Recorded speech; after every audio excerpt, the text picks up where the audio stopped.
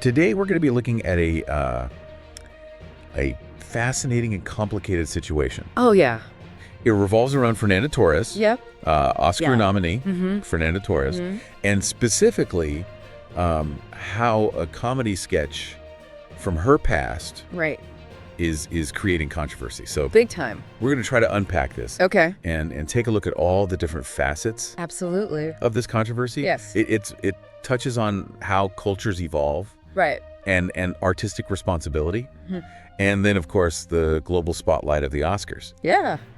So Fernanda Torres, She's having quite a moment. she is having a moment. This is so exciting for her. Nominated for Best Actress for I'm Still Here. A beautiful film. Right. I loved it. And recently snagged a Golden Globe For the same role. for the same role. Yeah. Which is amazing. It's huge. And you know what's so fascinating about this? This isn't just a win for Torres. It's a historic win for Brazil. She's the first Brazilian actress to ever win a Golden Globe. Oh, wow. I mean, can you imagine? And to add another layer to this, her mother was nominated for the same award back in 1999 for Central Station. Really? Yeah, it's amazing. Wow. So quite a legacy there. Absolutely, a powerful legacy. But as we know, the internet never forgets. Oh, the internet is forever. And a comedy sketch Right. from 17 years ago has resurfaced, Oh, no. where Torres is in blackface, Wow. portraying a housekeeper. Oh, boy.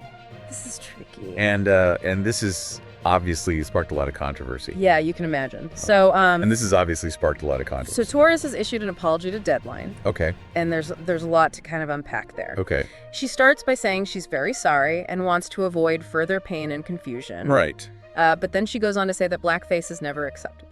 But then she explains that the understanding of blackface as racist wasn't really widespread in Brazil at the time. Okay, so she's acknowledging that there's been a shift, right? Yeah. In cultural awareness. Yeah. How much do you think cultural differences play a role in what's considered offensive? That's such a complex issue, right? Yeah. Because something that might have been considered acceptable in the past, Yeah. even if it was inherently wrong, Right. is viewed completely differently today. Mhm. And what's considered acceptable varies across different cultures. Right. I mean, look at Zwarte Piet Right. in the Netherlands.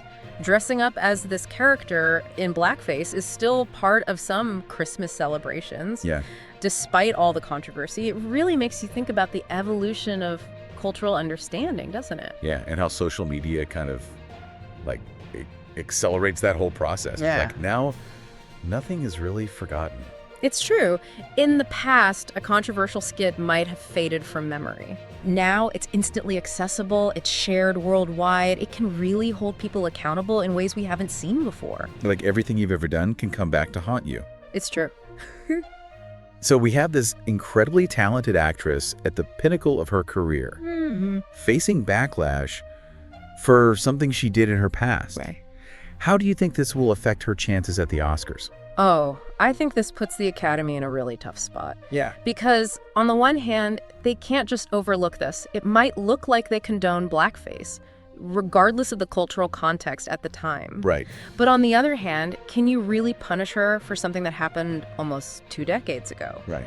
It raises questions about how we judge personal growth, how we allow for change, especially when, as she states in her apology, she identifies as a global citizen committed to fighting inequality and racism. Right. She is saying all the right things now. Exactly. But words need to be backed by action, right? Yeah. And that brings up a bigger question. How do we hold people accountable for their past actions while also acknowledging their potential for growth and positive change? That's a really tough question. It is, and there are no easy answers. It's a really tough question. What do you think, as our listener, is the right way to approach this? Something to think about. So this entire situation with Fernanda Torres, it really highlights how complex these issues are. Absolutely. We have a talented artist, we have a past mistake, Right. and a global audience that is navigating constantly evolving cultural norms. It definitely leaves us with a lot to think about.